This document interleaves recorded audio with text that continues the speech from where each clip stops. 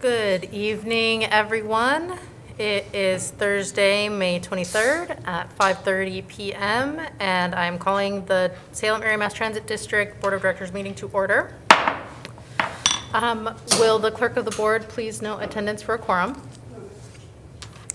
And I will pass it over to General Manager Pollock for our safety moment. Great, thank you. So the month of May is Mental Health Awareness Month. And during this month, Human Resources, specifically Amelia Crawford, our Benefits and Leave Coordinator, has provided a series of mental health awareness messages to the district. Each week, she shared resources about the mental health services available to us as a Cherriots employee, as well as valuable information about the various mental health topics. In the first week, she shared that mental health is just as important as physical health. It affects how we think, feel, and act, shaping our well-being and interactions with others. She also shared that it's okay to be not okay. It's okay to struggle, and asking for help is a sign of courage. Together, we can promote mental wellness and create a happier, healthier workplace, and we should strive to foster a culture of understanding and support every day. In week 2, she shared that it's crucial to spotlight the well-being of our children, particularly in the wake of the COVID-19 pandemic. The challenges our young ones have faced during this time, from disruptions in education to social isolation, have undoubtedly taken a toll on their mental health. Anxiety, depression, and other mental health issues are on the rise among young people, and it's important that we provide them with the support they need. Together, we're working to create a supportive environment where mental health is prioritized and our children feel empowered to seek help when needed. By raising awareness, providing resources, and fostering open dialogue, we can make a positive difference in the lives of our children and family. And for our employees, we let them know that children can utilize the counseling services offered by our Employee Assistance Program. Last week, she shared that it's important to shine a light on the sensitive but vital topic of suicide prevention. While it may be difficult to discuss, acknowledging the prevalence of suicide and its impact on individuals and communities is essential for prevention. And then this week, her message was that in today's fast-paced world where stressors and challenges can feel overwhelming at times, having an app at your fingertips can make a real difference in mental health. When we are struggling with mental health, it can feel overwhelming to talk to someone or pick up the phone and ask for help. The apps can alleviate the pressure associated with seeking help by offering convenience of accessing support from the comfort of your own home and on your own timeline. Each week, Amelia provided handouts to go along with the message of the week, including handouts on the 6 different apps offered to our healthcare providers, Regents and Kaiser, that focus on mental health. I'd like to thank Amelia for sharing these messages. You know, I remember a time when discussing mental health issues was really frowned upon, and it's great that it's becoming normal to seek out support and help rather than suffering alone. And that concludes my safety tip for this week. Thank you for sharing that. That'll move us into our next section of the agenda. We don't have any announcements or changes to the agenda, and we don't have any presentations. So we'll move into public comment. Do we have any members of the public present or online? I don't think so. Nope. Okay. So that brings us to the consent calendar. Would anyone like to make a motion to approve the consent calendar? I move that we approve the consent calendar. Second. All right, motion from Director Holmstrom, seconded by Director Davidson. All those in favor, please say aye. Aye. Aye. Okay, motion carries unanimously by all those present. No action items, and that brings us into informational reports. General Manager Pollock. All right, so we'll start off this evening with the fiscal year 24 quarter 3 strategic plan report. I'd ask Bobby Kidd, our strategic initiatives administrator, please come forward and make the report.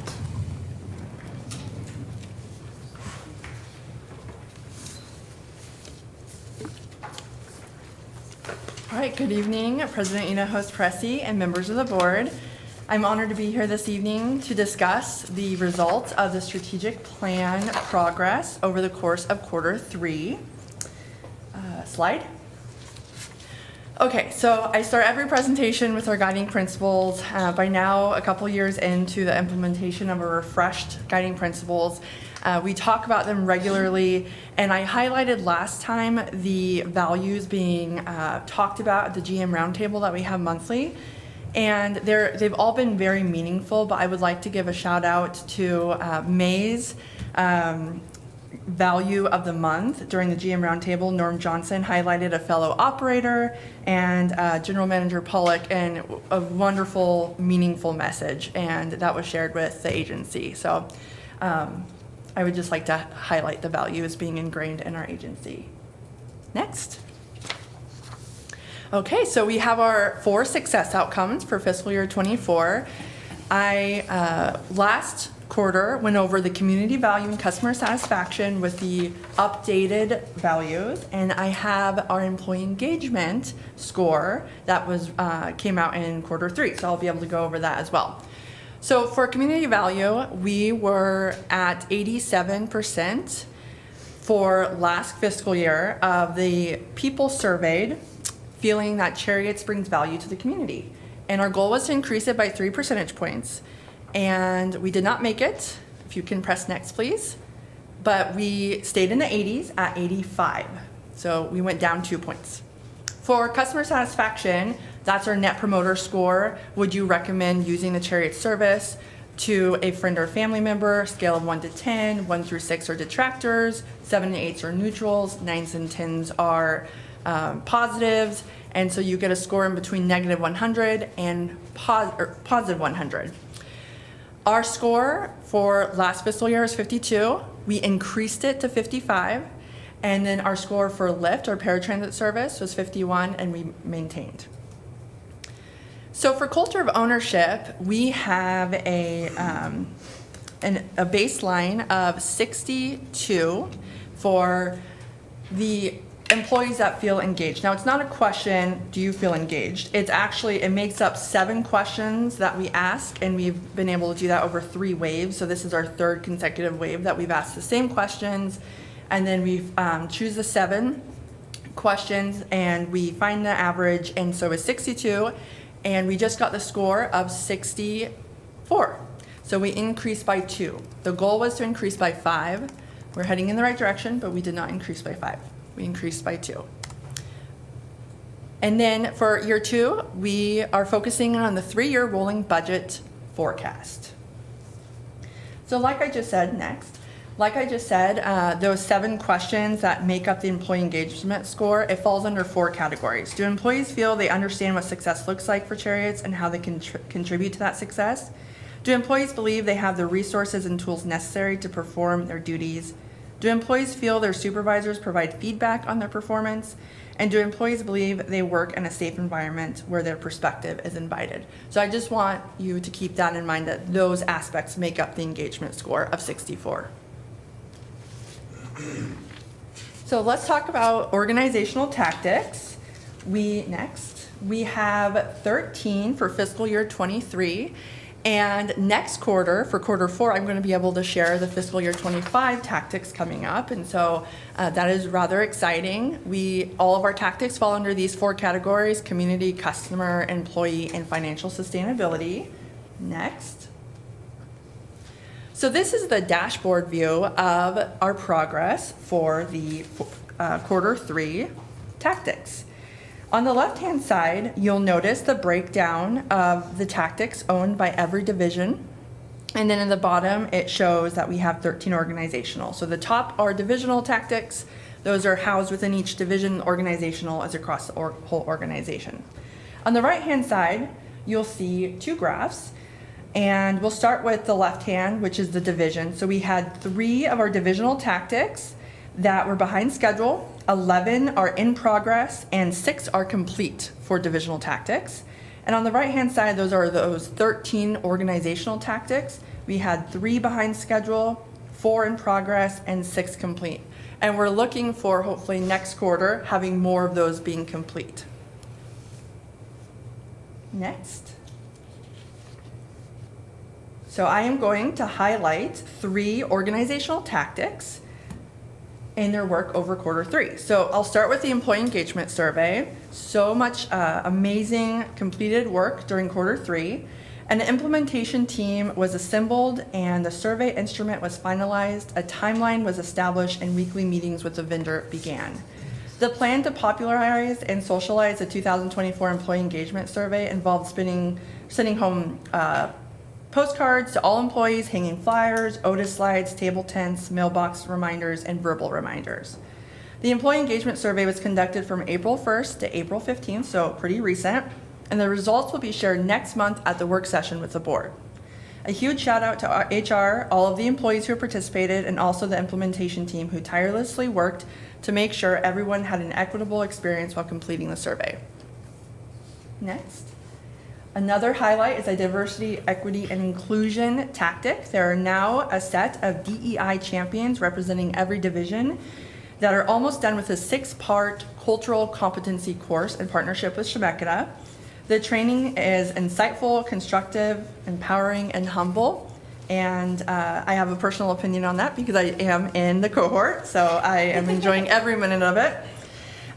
Once certified, this team will form the DEI internal committee and will begin working on the committee charter and initiative planning. So we have 1 class left. Next. The other highlight is the management and resource tracking instrument, also fondly referred to as MARTI. And there's finance and HR sides to this. So in both areas, training is the key word for this quarter. Lots of training going on. It's a huge theme. Individual training has taken place, and as has the creation of MARTI Bites, BYTES, fun play on words there, that have been published on the employee portal. MARTI Bites are accessible short how-to guides that walk employees through various features and uses of MARTI and our everyday, the employee portal part. And then in finance, every manager is now approving timesheets entered through MARTI ESS following training on MARTI Hub. So all of our time cards are now on MARTI. Exciting stuff. So let's look ahead. Quarter 4, our last quarter of fiscal year 23. We are working on wrapping up our fiscal year 24 tactics. All of those not started or behind schedule or in progress, we're moving those to the completed area. Also, we are finalizing fiscal year 25 strategic planning. So we already have those identified. We've set some goals around those success outcomes now that we have the baselines for this fiscal year and then where we're wanting to see it for next fiscal year. And then we're getting those documents together, which I will be able to share with you all shortly for the fiscal year 25 strategic plan and the work plan. And then, like I mentioned earlier, we have the employee engagement survey result presentation and continued analysis rolling it out to employees and the goals around the results. And then finally, a Trans-Dash Performance Summit will be held in June in person in Oceanside, California. So I will be able to attend that and be able to meet with the other Trans-Dash agencies and align our metrics and talk about how we're implementing it in our agencies and in our community. I would love to take any questions if you have them. Thank you so much for having me. Thank you for your presentation. Do we have any questions? Director Davidson? Thank you very much for your presentation. I guess this is more of a clarifying question. So the employee engagement score that we saw, the 64, Yes. that is the survey. That is an average of 7 of the questions Got that it. we have 3 years ago decided those 7 questions make up employee engagement. There's dozens and dozens of other questions that were asked. Got it. Okay, so what we, the board, will be briefed on next month is the entire survey, Yes, yes, which will include those questions? yes. Okay, good, because I'm keen to dig in, Yeah. but I'll wait for more information in June. And I have those 7 question answers right here, but I think it would be better justice to the discussion if we had more time to Sure. discuss. Yeah. Yeah, I recognize that. Thank you. Any other questions? I maybe just have one. Yeah, Director Carney? Thank you, President Hinojosa Presi. When we were on the DEI slide, you talked a lot about the work with Chemeketa Community College and that the program of cultural competence, I think it's Yes. called. But it's not reflected in the slide. How do I fit it into the Q1 to Q4? Yes, so great question. That came after strategic planning during fiscal year '23. That opportunity came after. So it's not printed, but it's a strategy under that tactic. Thank you for asking. Okay, if there's no other questions, then we can let you go. Thank you very much. Thank you, appreciate it.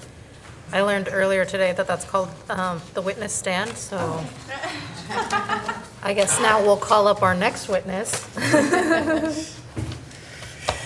All right, the next presentation is our fiscal year '24 quarter 3 performance report, and I'll ask our Chief Planning and Development Officer, Shofi Ul Azum, to please come forward.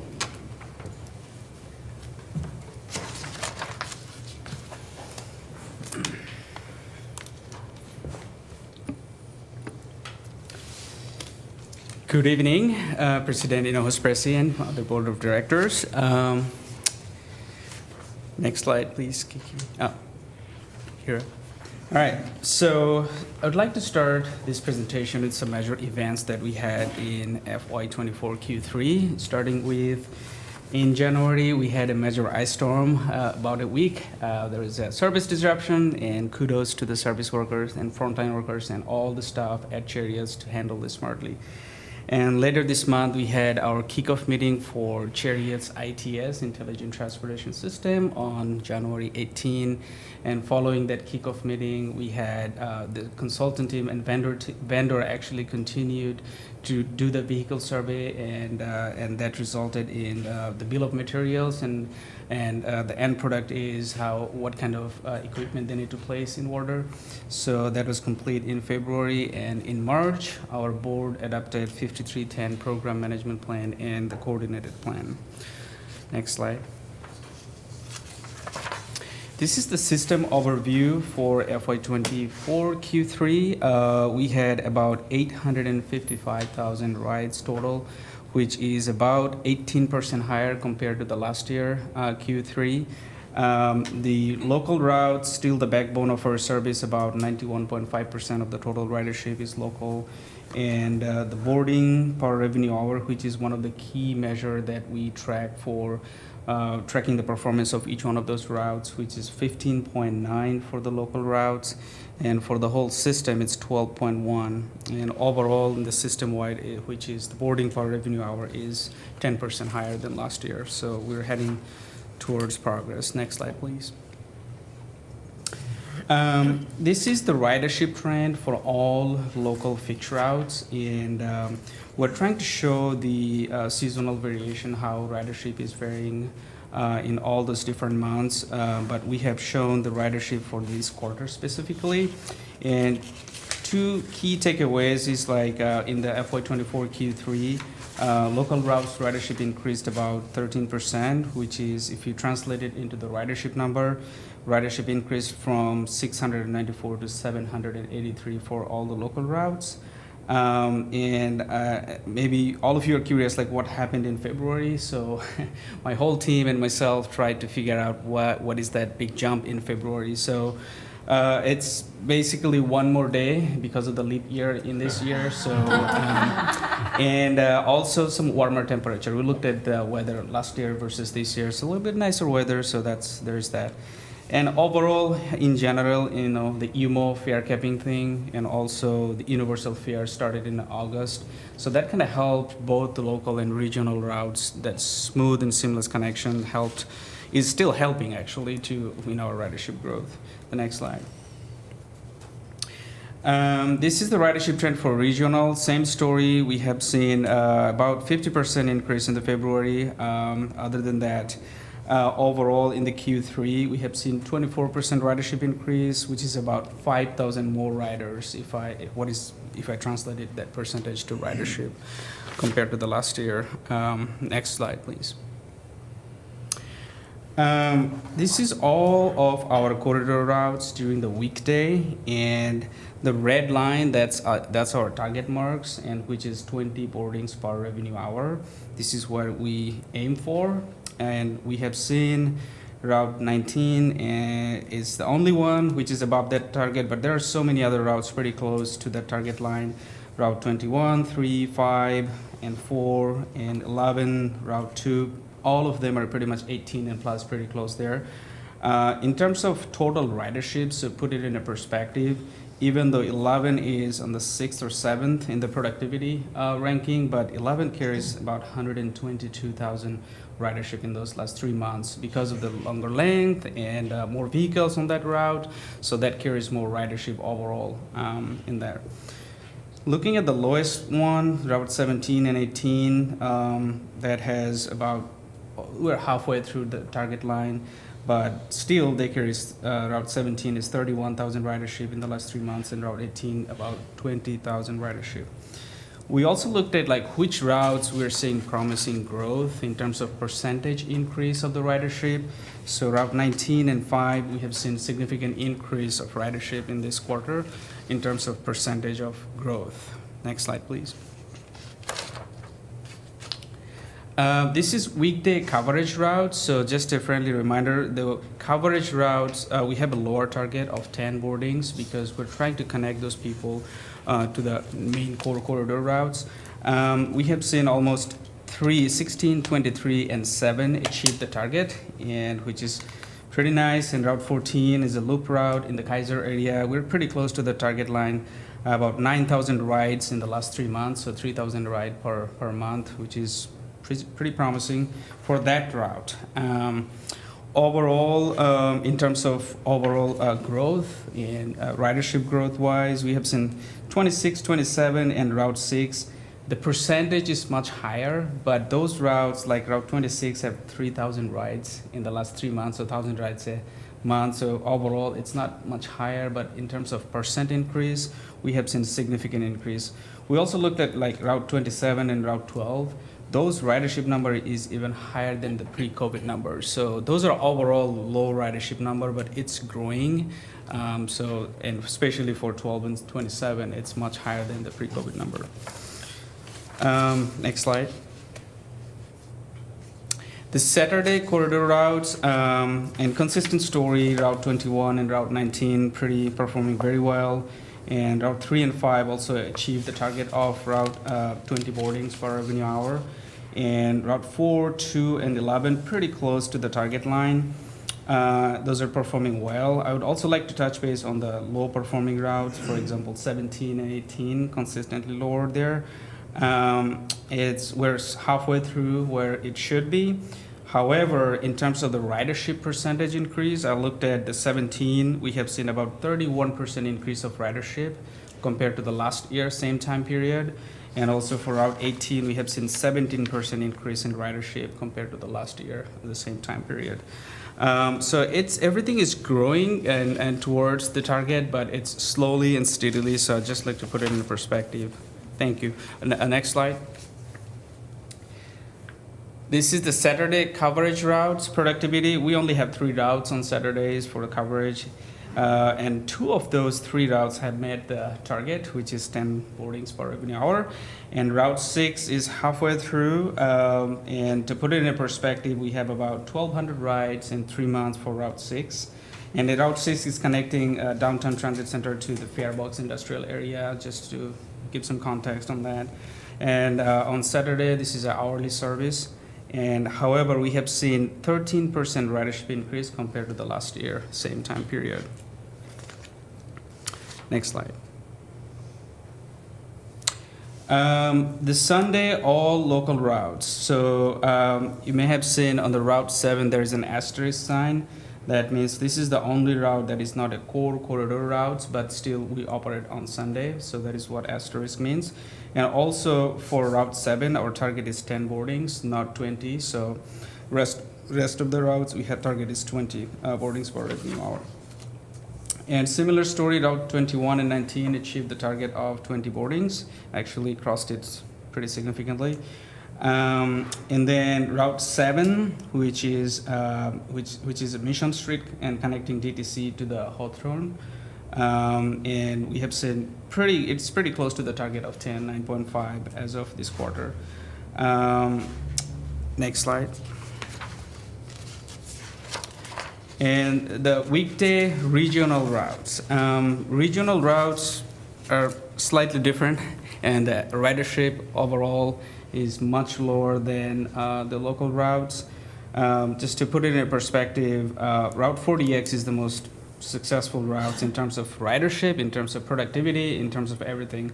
And that's connecting downtown to Dallas via Monmouth. So as of now, the ridership productivity is 8.3, the target is 10. And the lowest, Route 45 is a deviated fixed route. And for that, the target is 5 instead of 10, and we're still pretty low, ridership is pretty low for that.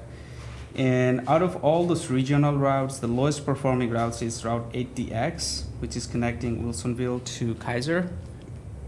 And in the last 3 months, we had about 500 rides in total. But in general, for all of the local regional routes, we have seen 25% ridership growth compared to the last year. So that's the only hope, not only hope, one of the good signs for the regional routes. It's increasing, 25% increase in ridership. The next slide. Saturday, it's pretty consistently 40X and 10X is better than others. That's how I would say. And for all of those regional routes on Saturdays, we had, in the last 3 months, we had about 2,000 rides, total trips, and which is about 17% higher than the last year. So, which is also heading to the positive direction. This is the summary of all the local and regional routes. Next slide, please. And this is a snapshot of our Youth Zero Pass program. It's still growing, ridership is still growing, and for the local ridership, we have about 47,000 more ridership, and in February, we had the highest. For the regional, consistently higher, and which is about 1,700 more riders compared to the last year. Next slide. The LIFT program, one of the big milestone I would say for this quarter is this is the first time since March 2023 when we had our new vendor, VIA, technology provider for the LIFT service. This is the first time we have actually exceeded our target of on-time performance. So this quarter we had 92.6% when target is 91%. And all the other metrics are pretty good. ADA compliance 0, and then trips denied is 0, what it should be. And call answered less than 5. All the goals are achieved. So total calls received about 10,000. Next slide. This is the snapshot of the Cherriots van pool program. We had total of it's the maximum operating van pool is 39, but we had a lot of van pool started, and also some of those are no longer here. So basically either they merge or they're no longer a part of this program. We had about 20,000 total trips, and average occupancy rate is 63%, which is 3% higher than the last Q2. And overall subsidy amount for each van is about $400, and average one-way trip length is 27 miles. And we added few other vans for Freddy's Lumber and Staten, and the net change is 2, the number of vans, because some of those are retired and some of we added quite a few for Freddy's Lumber. So overall, looking forward to grow this program next year. Next slide. This is the summary of the 2 key variables that we track as part of safety and reliability of our system. The first one is preventable accident, and our goal is to get less than 2 per 100,000 mileage. And both local and contracted services had achieved that goal. And for road calls, less than 10,000, less than 1 per 10,000 miles, we have achieved our target for both local and contracted services. Contracted services includes shop and ride, lift service, etc. That concludes my presentation for the performance report. FY24 Q3. I'll be happy to answer any question you may have. I'm assuming we have questions. I'm looking over here first. No? Director Carney? I just want to, thank you, President Hinojosa. I just want to call out the snapshot of the Cherriots Lift program. I remember when, in particular, the call center was not operating with that much efficiency, and it's really great to see that level of service being provided to that community. So kudos on some great performance there, and I hope you'll extend that to our contracted service providers.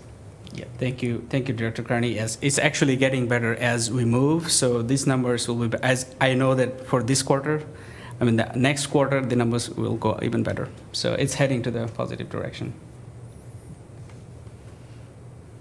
Director Davidson? Thank you, President Hinojosa. Thank you for the report. Thank you for the presentation. I have a few questions that I don't know if you'll be able to answer now, which is fine. But for the corridor and coverage routes, I understand them conceptually, but then I'm sometimes hung up on where different routes land. So for example, the Route 8 is a corridor route, but then the Route 7 is a coverage route. The Route 7, which is a coverage, the frequency on weekdays is every half hour, but then the 8 is hourly. Now, the only difference I can find is that one runs along a core network chunk. And I assume that if you combine the 8 and 18s, that they become half hourly, and therefore it gets the designation of corridor. But maybe this is one of those things where, you know, vegetables aren't a real category, like it's a culinary term, it's not real. Stop pretending like a tuber is a real thing. Just be okay with it. Thank you for allowing the digression. If that's the answer, that's fine, but yeah. So is Route 8 a tomato? Is Route 8 a corridor because it's on the core network? Is that why, even though the frequency isn't as high as the 7? For the Route 8? Yeah. I think it partially yes, and I think for Route 8 and 18, so we kind of like have a commingling so that we Yeah. can provide the service in a way that if I miss the 8, then you can still provide 18. There may be some context and historical context why we have interlining routes. We'll get you a clarification. We'll Okay. send you Yeah. out That'd be great. a clean. Sure. Thank you. My next question, if that's okay, is the van pools. So I first off, I really appreciate the transparency and the costs and wonderful new data that I really appreciate. I think I'm okay with the level of subsidy that we're providing, but part of me is, I don't know, because we're providing the subsidy, why isn't it branded Cherriots? Like, Enterprise, a for-profit business, instead gets all the branding credit. And if we are making a value decision here about how we allocate limited resources, you know, I would love for Frere's Lumber to see when a van pulls in, that's a Cherriots van, not a Commute by Enterprise van.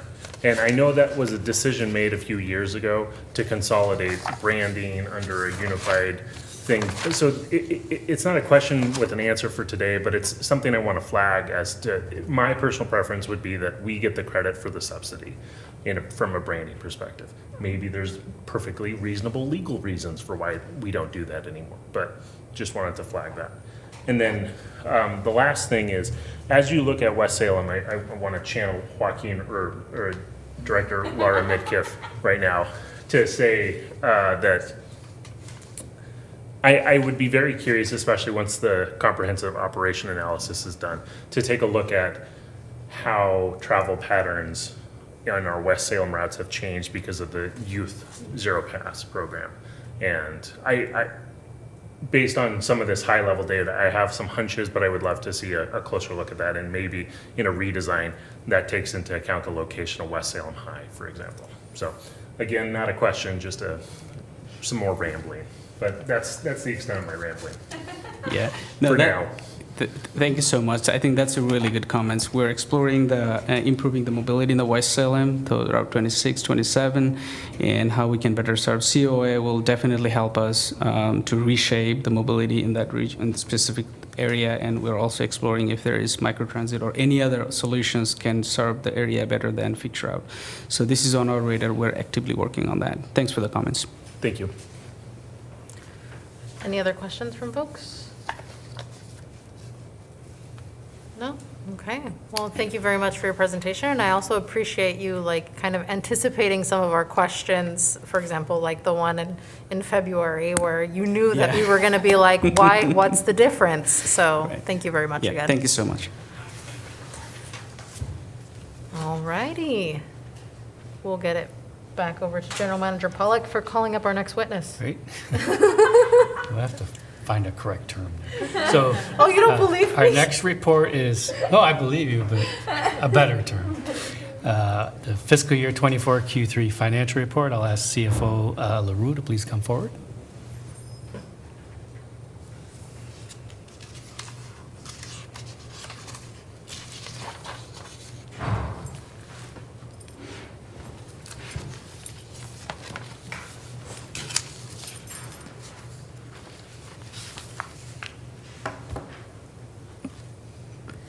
Good evening, President Host Pressey, and members of the board. I'm here tonight to provide the financial overview for the third quarter of fiscal year 2024. The detailed memo and financial statements are on pages 52 through 55 in your packet for your review.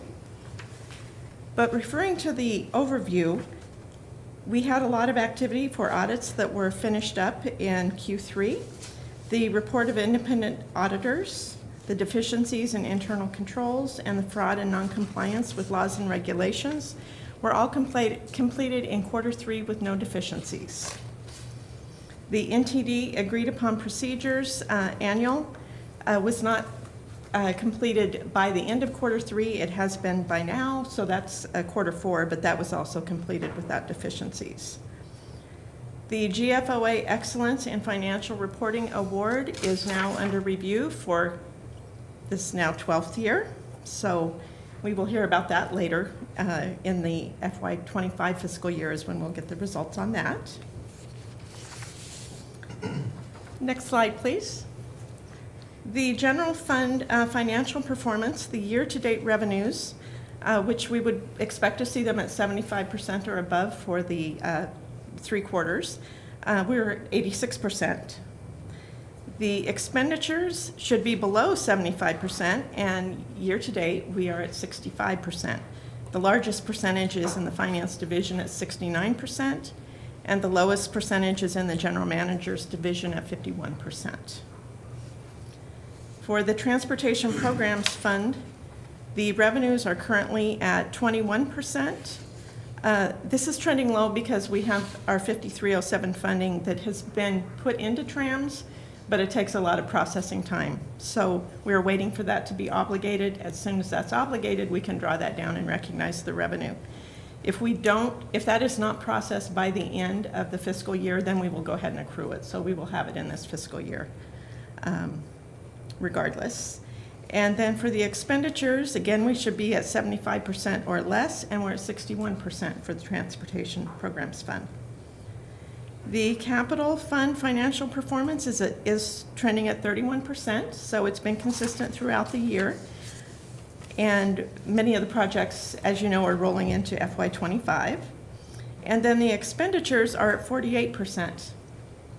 And those include expenditures for the battery electric bus infrastructure, the transit signal priority work, the ITS project, bus stop improvements, technology equipment, and South Salem Transit Center were all projects that had more expense in the third quarter. So they're moving along nicely. For the strategic plan, the Climate Action Plan began the procurement process in the third quarter. For the battery electric bus integration, year to date, we've now spent $11.9 million in this fiscal year. The community value surveys and customer satisfaction surveys were completed. We just haven't received the final billings yet. So that will fall into the fourth quarter.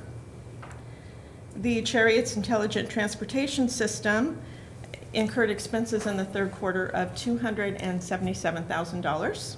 So that's moving along well. And the clean and safe passenger amenities, the additional facilities maintenance staffing that we hired to keep our shelters and facilities clean, we've spent $82,000 for the year on that initiative. And then the employee engagement survey was started on April 1, so that's falling into fourth quarter. Are there any questions? Looking over here. Any questions? Okay, Director Davidson. Thank you, President Hospresi.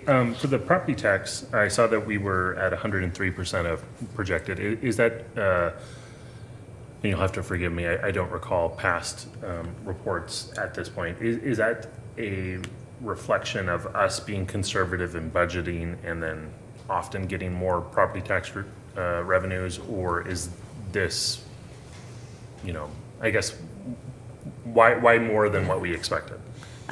We try to be very realistic, so that extra 3% is within the normal range of where we normally fall. And we also we very rarely ever receive anything in the fourth quarter of the year. That last May tax payment is just a very small amount. Thank you. Mm-hmm. Any other questions? No? I have a question that's just tickling my brain, I guess. On the capital expenses requirement summary by division, it says that finance is negative 27% of the budget. Could you tell me how that happens? Oh, yes. We had that was for the Tyler Munis project, and we had an accrual for the previous year that reversed in the current year. So that's been an ongoing multi-year project, but that was a carryover of the previous year. Okay. Yeah, that makes sense. If there's no other questions, then thank you very much for your presentation. Thank you. Okay, so that brings us to our general manager's report. Thank you. I have a couple items to report, so you should have at your tables your board information sheet of activities for the coming month. Also, a couple weeks ago, we kicked off Route 22. It's slowly increasing in ridership. Just to give you, 49 people per day week one, or 29 people per day week one, 49 week two. It's slowly gaining in ridership and awareness. Hopefully it will continue to pick up. I think some of you heard we've had some concerns about some of the routing in a neighborhood. So we've been working with the representatives, if you will, on that and working through that. And ultimately, we plan to have an open house with them to go through some understandings so that everyone's hearing directly from us on that. So we're working through that issue, and they've been professional in the way they're handling it. So we're hopeful to work through those issues and get some understanding. Also, since our last meeting, the APTA held its annual mobility conference in Portland, Oregon, hosted by TriMet, who did a great job with not only the conference, but the rodeo also was held. And our maintenance rodeo team did an outstanding job representing Cherriots in the competition and all of the events. They represented Cherriots very well during the whole weekend of that activity. So I'd like to recognize our participants. From the maintenance team was Franz Binnendijk, Jason Cam, and Ken Craig, and their coach was Vehicle Maintenance Supervisor Dean Kidd. So we were able to watch a good chunk of their competition, and they did great, especially when you consider some of other agencies have been sending teams for years. This was the first time all three of them competed, so they had a great time, and we're thankful to be participants. Also, we've talked a little bit about, but just want to remind you, next Thursday, May 30th, is Employee Appreciation Day. We'll be taking time out to recognize and acknowledge all of our employees for the work that they do on behalf of Cherriots and the community, as well as begin the distribution of Service, Safety, and Safe Driving Awards to those recipients. It's next Thursday, as I said, at Del Webb from 12 to 3. If your schedule allows, please stop by anytime during that. It's a come as your schedule allows event, but staff will be there for the full time. And then earlier today, I did receive the first agenda for the Joint Committee on Transportation's 2025 Transportation Package Roadshow, which is going to be held June 4th in Portland. So we do have the agenda. I do plan on attending to kind of watch the process go. They're going to start with some tours, then they'll have a community roundtable of invited participants, and then public comment. And I'll be going to that because we're one of the other agencies at 3 or 4 other locations where we'll be one of the primary speakers. So that kicks it off. Those road shows will be held all summer, culminating in September as part of legislative days. And just as a reminder, this is all in a lead up to gather community input on a potential 2025 legislative transportation package. And of course, the important component for us is the transit statewide transportation improvement fund. More to report on that next month after we've gone through the first 2 by then. And that concludes my report. Thank you very much, General Manager Pollack. I'm going to start over on this side of the dais. Director Holmstrom, anything to report? Thank you. I don't believe I have anything to report this month. Thank you. Okay, thank you very much. Director Carney? Thank you, President and host Pressey. I am our representative on the Salem-Kaiser Area Transportation Study Policy Committee, as many of you are familiar with. And I participated in an executive meeting with the chair, myself, and COG staff, or staff to the policy committee, a few weeks ago.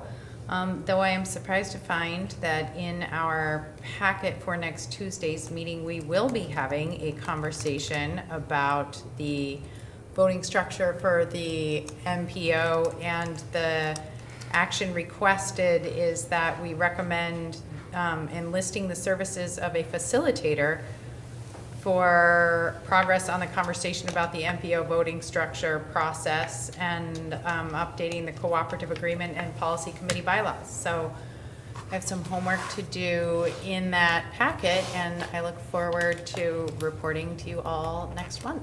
That's the end of my report. Thank you very much. On my end, I participated in OHDC's Farm Worker Advocacy Awards luncheon, and I didn't get to join for the entire event, so Director Duncan, I'll let you share more on that. But it was really nice to get to see acknowledgement and recognition of a lot of folks that have been in the farm worker advocacy realm for many years, particularly Frances Alvarado, who works for OHDC in Woodburn. And I think also connected to that event, COVID is still around, and that's why I'm wearing a mask, because apparently there might have been an exposure on Monday. So just as a reminder, people, keep washing your hands and trying to, I don't know, up your vitamin intake or something. Director Duncan. Thank you very much. I will start with the Farm Worker Advocacy and Awards Luncheon, which was lovely. It was a bit more than a luncheon. It was kind of a learning session as well. I was able to attend a little bit before they were there, and we had an amazing presentation from Legal Aid Services. They went over a lot of new legislation that's been passed over the last few years for farm workers. It was really well done. really good information. I walked with a lot of things to think about. And they also had a really great panel that was there to kind of answer questions about the topic. I really appreciate that Cherriots is able to sponsor things like this every now and again. I know that we do serve these populations, and it's nice to be able to go and talk about and learn and understand the direct struggles and the impacts on the lives of the people that are in our communities. And so that was lovely. So thank you. I also went to the first MWAC meeting we've had in a while. There's not a whole lot to report back for you guys. We pretty much just reviewed the legislative session. They introduced some new staff from ODOT. Not much of consequence to report to you guys, but I do have a bit of a report on the DEI subcommittee. For the June bus wrap, it honors and celebrates immigrant heritage. At our last meeting, we announced that we've selected an emotionally evocative piece of artwork that will be adorning our bus. We had another contender who had 3 generations of women get together, and I want to make sure to recognize them, from 2 different families of immigrants, and they created a beautiful piece as well to submit, but they agreed that the selected piece of art was perfectly encompassed our and their vision, and the quote was, "There's not even a question about it. Please use that drawing on the bus." So thank you everyone for your submissions, even those who did not end up being on the bus, so thank you. On April 19th, DEI subcommittee held a special meeting, provided our feedback, and since then, that's when we settled on the final wrap design. We can't wait to see it, and so stay tuned. I can't wait for you guys to see it. We also decided for next fiscal year, bus wrap initiatives will celebrate Asian American Pacific Islander Heritage Month, Women's History Month, and for our own employees, we're keen to celebrate Transit Operator Appreciation Month through a bus wrap. That was recommended by an employee. Great recommendation. Thank you. For these new initiatives, we'll do it a little bit differently. And so we're going to be doing a launch that calls for art through the local schools. And then once art is selected, we will work on the bus wraps. So it's a little less of a contest and a little bit more like a collaborative program. We're going to be excited that closer to the school year, there'll be a press release and more information for the community. And we hope that parents encourage participation. So if you're listening, I hope that you look out for that. We also hope that the local schools can use the topics not only as an opportunity to be creative, but also to learn a little bit more about the importance, heritage, history, diversity, equity, inclusion that goes along with the different groups that we're highlighting. So really excited to see about that. We're also eager to see motivational and fun representation of our initiatives on social media, hopefully reels. We can't wait to see our staff's creativity. There's so many, I just really appreciate also being part of the DEI group that we have together. I really appreciated Bobby Kidd's presentation earlier. We're looking forward to working with them as well as they kind of come into their own with the staff. So I'm very excited about that. For our September bus wrap call for artists, we've ensured that promotional materials are available in Spanish as well, and we have had submissions through that already. I have not viewed them, but I am looking forward to viewing them. And then last but not least, Try Transit Week for Cherriots will coincide with the Car Free Challenge, and both will take place from September 16th to September 19th of this year. So look out for that. Look out for that. We're really excited about using the idea that community leaders and councils maybe will challenge each other during the process, and we are thrilled to initiate this challenge. So there will be a little bit of facilitated beginning to that, so it's not just like a hey, we challenge you. We will be reaching out to hopefully get a little bit of participation from our leaders in the community. Those achieving the highest participation will receive a swag bag, of course. We look forward to gathering their feedback on transit barriers before and after the surveys. Our goal with this is to hope that elected leaders will gain a better understanding of our transit needs and the needs of their constituents, and have a greater commitment to the partnership for service enhancement and ensuring a robust transit system that meets the diverse needs of our community. I struggle with the mask. But this is a project I'm particularly excited about. We talk with other leaders in the community all the time at events we go to, and it's just a little too often that they ask us about a service and I tell them we already provide it. And so I'm hoping that this challenge will give a little bit of motivation to other leaders in the community to try the services that we have so that they can better represent and encourage the community to use them. So I think that's all that and then some. So thank you very much. Thank you very much, Director Duncan. That also sparked in me probably something that maybe Director Davidson will talk about, and that's the bike bus, right? So I'm hoping that those decision makers that participate in the bike bus can also help us out in this Try Transit Week. I know that Councilor Virginia Stapleton and now newly elected Councilor Dr. Urban Brown were there, so would love to see them also participate and try Transit Week. And with that, I'll pass it over to Director Davidson.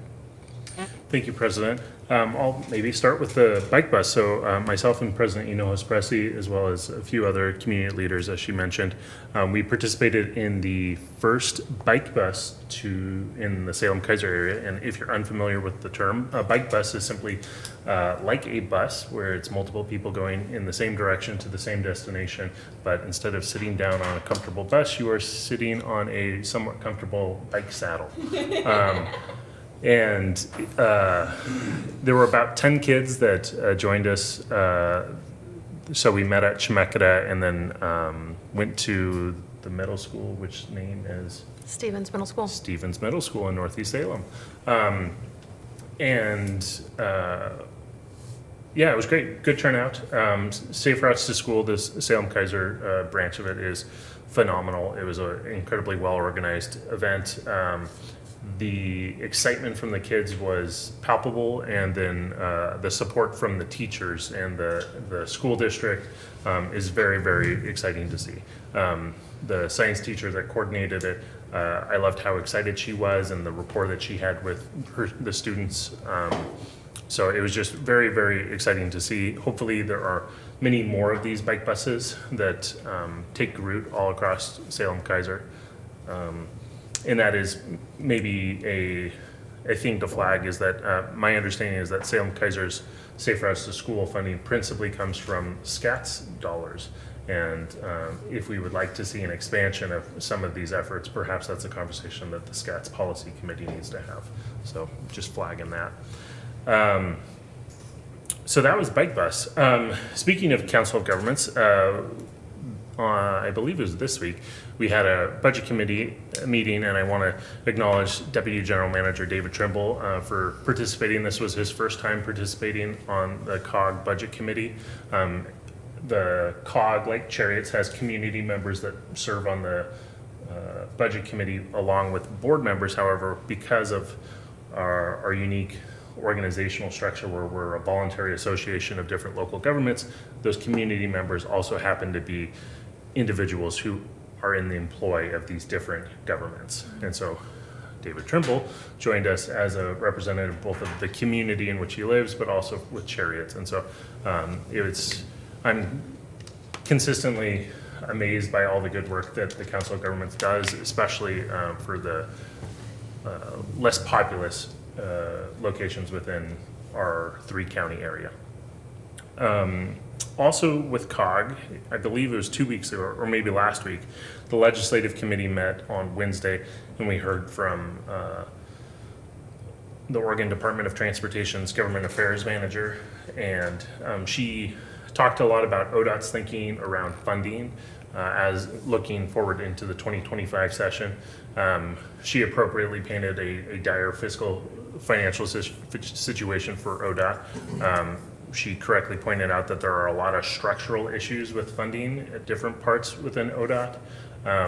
One thing that was mentioned that was a little concerning to me was because they're so focused on fixing structural issues and different revenue streams, they are also taking a very narrow focus on what should be a priority. And that narrow focus did not seem to include an expansion of funding through STIF for public transit across the state, which is desperately needed. I just this week read about Columbia County's Ryder, which is their public transit agency out in Columbia County, and how they used to run multiple routes. They now only run one route, and even then just barely.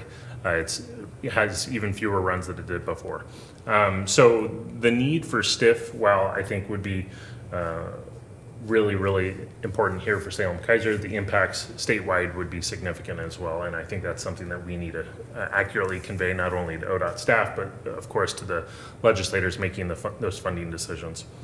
They also talked about a commitment to finishing the House Bill 2017 projects, and then when talking about them, only talked about the Abernathy Bridge and then the Rose Quarter, which for us in the Council of Governments in the Mid-Valley, our concerns are, okay, how are you going to fill those gaps in that funding? And then they have a expansive, what I will refer to as a kill list, which includes projects within the mid-Willamette Valley that may be cut to fund these mega projects that are only located in the Portland metropolitan region. Among those items that were on the kill list are the Center Street Bridge, buses for Cherriots, and a number of other things.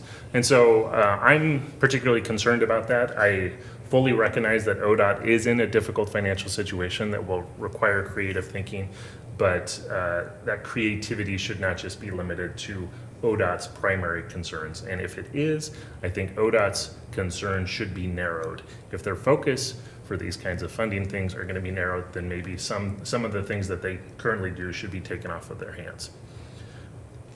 So those are a few of the conversations we had at the Council of Governments. The next item or update that I want to provide is about the Service Enhancement Committee. For the past several months, we've been meeting every month, and we've had some great conversations about what the community wants as articulated in different reports that we as a board have seen over the years. We've also had some conversations about what our priorities should be, have been, could be, and also a weighing of the trade-offs of prioritizing this, early on and what that impact might be later on. And so we are still having those conversations, but we're almost to a point where we're in a position to bring different options to the full board for consideration. And so I guess my ask would be if we could maybe get time on the June or July work session, so then we could have a full board conversation about some of the things that we've been having in the Service Enhancement Committee. And then I want to say that last Sunday, so a week and a half ago, I rode the Route 22, phenomenal, beautiful, cute little bus, gets you from point A to point B, works as great as every other bus, but it, for the first time in my time living in Salem, I was able to attend church services by bus. And I previously, in East Salem where I live, and my church building happens to be in South Salem, it was wildly inconvenient. And now with the introduction of Route 22, that is now actually a possibility for me and my family. And I imagine now, as we had the data, about 500 other people. So really, really great to see. My girls were incredibly excited. They went with me, and they were delighted by the small, they called it a minibus, and they were very excited by the minibus. And then I also just want to flag that on my bus ride in tonight, by my count, 20 young people got on the bus just on the short time that I was on the number 4. And so it's very exciting to see the benefits to the community with different investments that we've made over the years. And then lastly, I just want to give what feels like a posthumous shout out to Greg Thompson, who's now in at least warmer pastures, probably not greener. And I have often thought of the maintenance manager, Greg Thompson, as an avatar for all of the maintenance team. And so having him gone, it will take me a while to adjust, but as their avatar, he has been exemplary. I have been very confident in all of the work that the maintenance team has done over the years, because I have been able to see firsthand, the reports that we get regularly from them. And so he will be missed, and but I'm excited to see who ultimately fills his shoes. So with that, that concludes my report. Thank you very much, Director Davidson. And I see that Director Navarro is online. So Director Navarro, do you have anything to report? Yeah, thank you, President Hinojosa Presi. Well, for one, I just kind of want to echo Director Davidson's appreciation for how we've been responding to what the community is asking when it comes to providing service. I was on the 19 on Tuesday, and it was like standing room only. It was just super packed. It was really awesome to see just so many people on the bus. It was kind of annoying too, because I'm used to having a little bit of elbow room. But right. Yeah, so I really appreciated that, and I think that that's a testament to the great work that we're doing in the community. speaking of being in the community, the Iris Parade is back, and for a couple years that was it had been kind of switched around, but this year it came back to being in May, and they saved the best for last because they had the Cherriots bus bringing up the rear. So that was really awesome to be able to attend, at least just kind of as a spectator. This year as well, some changes were that mothers got their day back, and so the Kaiser Fire Breakfast, or the Kaiser Fire District, held their breakfast a couple days later, and it was great turnout. It was really awesome for the community. I love that they keep that consistent and bring it back every year. So I'd be remiss if I didn't mention that this is Memorial Day weekend.